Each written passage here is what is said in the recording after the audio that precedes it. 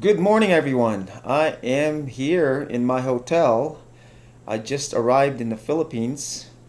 I am very, very exhausted and very, very tired. And when I mean exhausted and tired, I mean it. I have been up for approximately 49 hours, I would say, and that's not an exaggeration at all.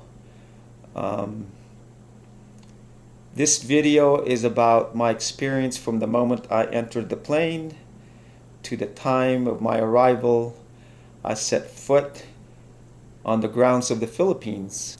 I'll go through the whole process and the whole experience. So if you're a Filipino or if you're someone who planning to take a trip anytime soon in the near future, you might want to pay attention to this. This video is for you as well. Let's talk about my plane ride experience. My flight from Seattle to Cebu was a straight flight. It took approximately, I would say maybe 12 hours, 13 hours. When I entered the plane, I'm greeted with friendly smiles, directing me to my assigned seat. There was a excitement in the air. People were very busy putting their luggage, finding their place. Let me talk about the food. The food was pretty good. It was, I guess it was good to my standards at the moment because I hadn't eaten for, I don't know, give or take maybe 47 hours with little snacks maybe here and there, junk food, candies, not even chips. Primarily, I would say candies, something sweet, nothing like sandwiches or anything like that. So anything at that moment was delicious or somewhat appealing.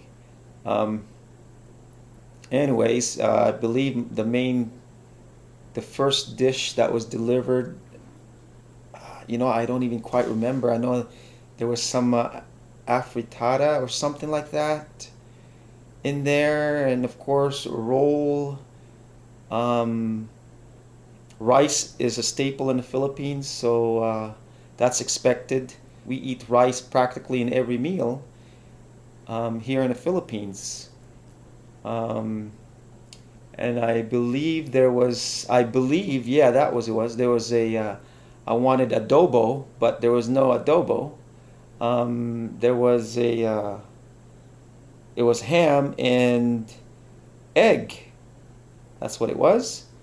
I'm glad I actually had that because it was pretty good. What was the other dish? No, I don't really quite remember, but my mind is a little slow right now. It's not processing very well. Enjoy this video. Oh, I think that's my meal, my dinner that they deliver. Give me just a second. Put this down. Have me some food.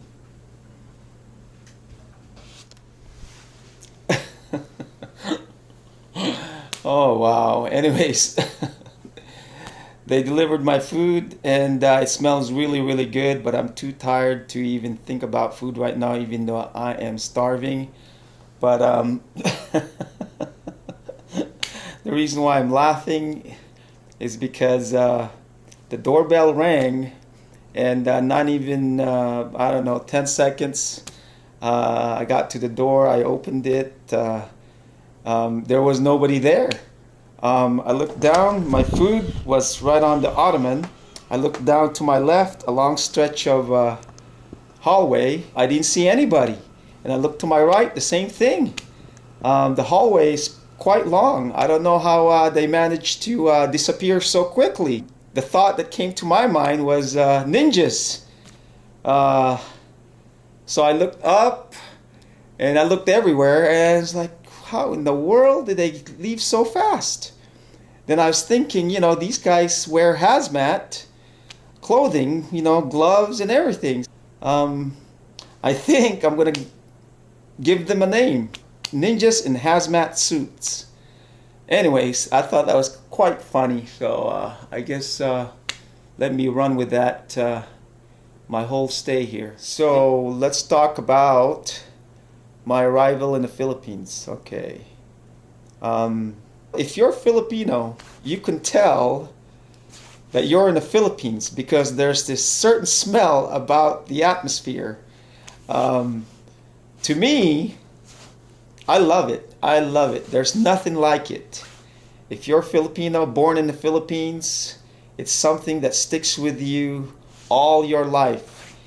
It's something that when you first step off the plane, that wind hits you, it makes you smile, it makes your heartbeat pump. You're very, very happy. You're in the Philippines. So you get to this area, which is called the briefing area. There's, seats everywhere. They sit you down. Whether you're vaccinated or unvaccinated, you're there. You're listening to the same instructions. It was a very informative, very brief. And then you're led into this hallway where they check your documentation, and then the immigration booth. Those two are booths, that you have to go through. So from the moment I stood in line to the time I got a chance to have my documents validated, I would say it took about 2 hours. Yes. 2 hours in line. Fortunately, there was a fan blowing. It was, a little humid. That's why. And if you're thirsty, you don't have any bottles of water, there's a water fountains on the side. You can just kind of leave your place and come back and get your water. So when it was my time to get to the booth, I noticed that there was 4 or 5 requirements that you must present, and one of them was a 1-day health pass barcode. To get that barcode, you have to fill out the form online, and then you get an email of that barcode. So you have to have that. And then you have to present, of course, your passport and your itinerary flight. Save that, and your negative result from wherever you are that you must have within 72 or 40 hours prior to your flight to the Philippines. You have to present that documents. Whether you're vaccinated or not, it must have a negative result.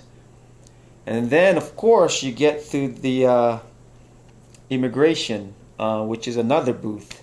Surprisingly enough, there wasn't any line at all.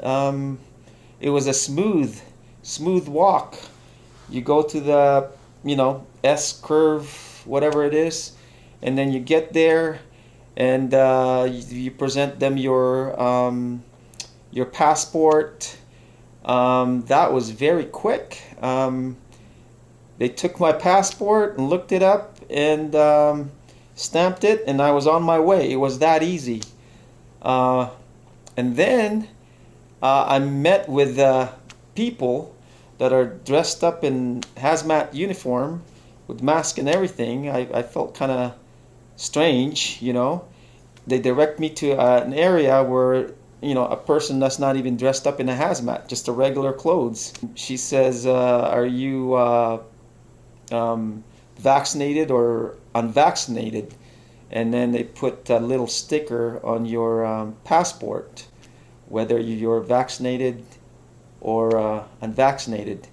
And then right across from that, there are more open seating areas. They hand you a number for your turn. So I sat there for approximately, maybe I would say 15 minutes. And right in front of these seats, there are booths, stand-up booths. Right in front of the booths are chairs. And behind those booths, they have people standing there in hazmat uniform with masks and gloves. And I don't know how they did it. They could, withstand, the whatever outfit they have, the hazmat outfit, and they must have been really sweating inside that. So you sit down, when it's your turn, and then they poke a cotton swab up your nose, all the way around, and in your mouth as well. No, they don't use the same swab, to stick up your nose and then into your ear. No, it doesn't work that way. They have different swabs for that. So from there,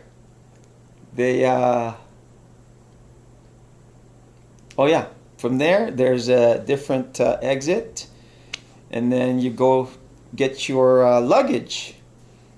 And from your luggage, there's a short line where they take you to your hotel. There was a person waiting there for me. He already had my name, and he had a sign that showed my hotel. And now I'm here at the Bai Hotel in Cebu. That's pretty much the whole process. I would say they did the very best they can to accommodate you from the very beginning to the end. I give them huge credit for that. I did not mind at all. I've gone through the worst case scenario you could possibly have on your trip, and I will make a video of that during my stay here. I'll explain to you my experience pre-entrance to my plane. It's unbelievable, and I think you're gonna want to watch that. Anyways, I'm going to enjoy the rest of my food here, and then I am going to sleep.